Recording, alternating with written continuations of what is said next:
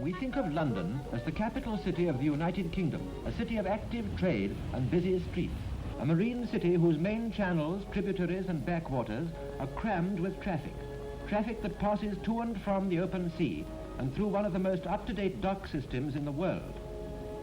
More than 1,000 ships enter and leave every week in the year, carrying between them over 44 million tons of goods annually. 500 million pounds is the annual value of the imports and exports handled in the Port of London, a third of Britain's overseas business.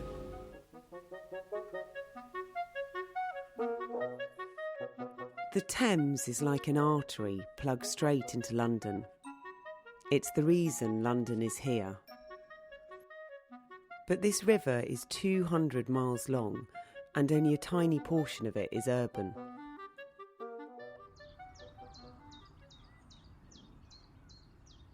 Here in South Stoke, just an hour out of London, the Thames has a very different character. I love the Thames because it's like this sort of swimming superhighway, that it's just this big, deep, long river.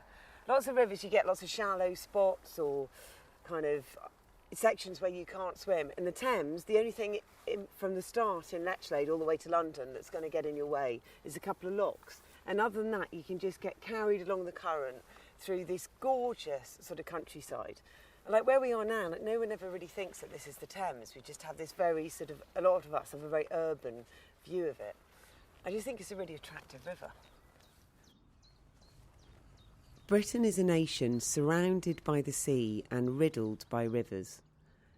The Celts used to call the British Isles the Sea Kingdoms, but we've forgotten how to swim in our own natural environment.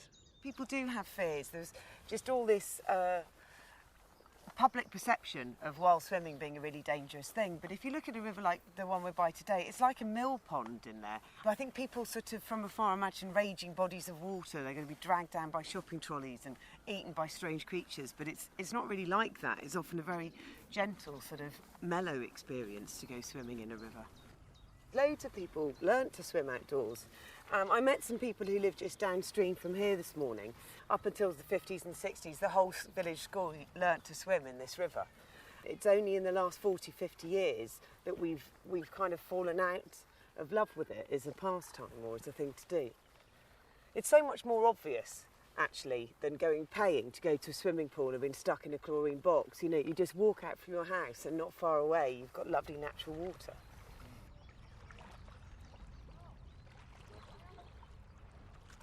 The more we try and sort of civilise ourselves and the more we try and live quite a kind of material and artificial life, then there's just a little wild part of you that wants to go back and be in nature. And I think a lot of people just secretly go off and do little things like this that returns them to feeling normal.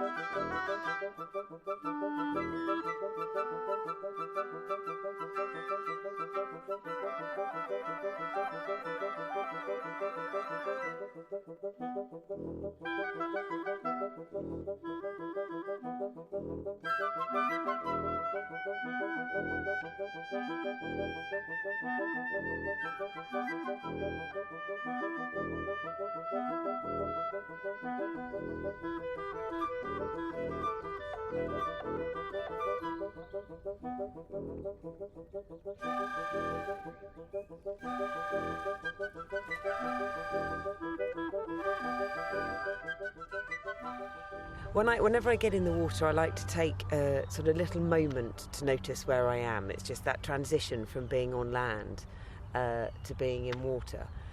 And as long as you take that little breath, you stop your kind of normal conversation, or you just quieten down a little bit, then you're not sort of looking at the land anymore. You're not doing something on it. You're actually in it. It's just a completely different perspective on time, I think.